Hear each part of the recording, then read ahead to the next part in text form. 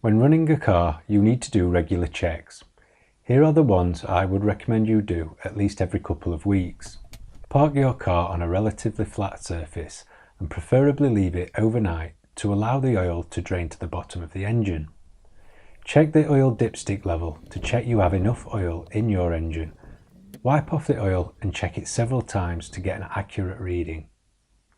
My drive isn't exactly level, so my dipstick is reading under the minimum line. By reversing the car onto the drive so that it is tilting in the opposite direction, it shows the level is just below the maximum line, so I can presume the actual level is somewhere in between. If it's low, top it up 1/4 litre at a time, waiting 10 minutes for the oil to reach the bottom of the engine before adding any more.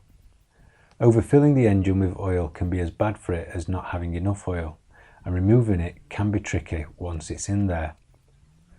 Make sure you fill up with the correct oil. Mine takes fully synthetic 5W30. You can find this out in the owner's manual or by ringing up the local dealership for your car. Check your radiator coolant level. My manual says how full it should be in the radiator. The reserve tank has markings on the outer plastic. However, with both I have to take the cap off to be able to see the level more clearly. Make sure you wash off any spilled coolant with plenty of water, as it can damage paint and other materials. Again, if it needs topping up, make sure you use the correct coolant. If there are any signs of sludge or oil in your coolant, you may have a blown head gasket and your car needs taken to a garage right away. While I'm under the bonnet, I also check less obvious items such as the power steering fluid level, clutch and brake fluid levels. However, don't be tempted to remove the cap on your brake fluid reservoir unless you are adding fluid, as dirt can get in there and affect the ability of the system to work correctly. In the workshop manual for my car, it mentions this quite clearly. I also visually inspect the electrical connections for loose connections, damage or wear and tear, while also checking the window washer reservoir. Obviously, if this runs out, it won't damage your car in any way. However, it is an important safety feature there to ensure that you have the best view of the road at all times.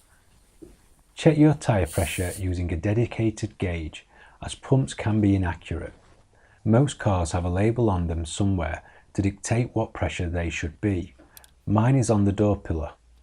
Tyres that aren't inflated correctly will affect your drive, the comfort, fuel economy and safety, as they will not perform as they should.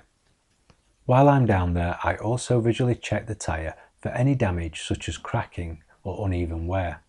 If you should find any uneven wear or deep cracks, take it to a garage and ask them to have a look at it.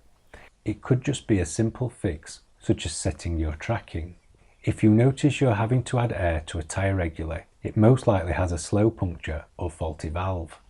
Take it to your local tyre dealer to be fixed immediately, as any problems with your tyres can obviously be dangerous. Let me know in the comments below if you think I missed anything out. Thanks for watching, and feel free to like, share, subscribe and check out my other videos.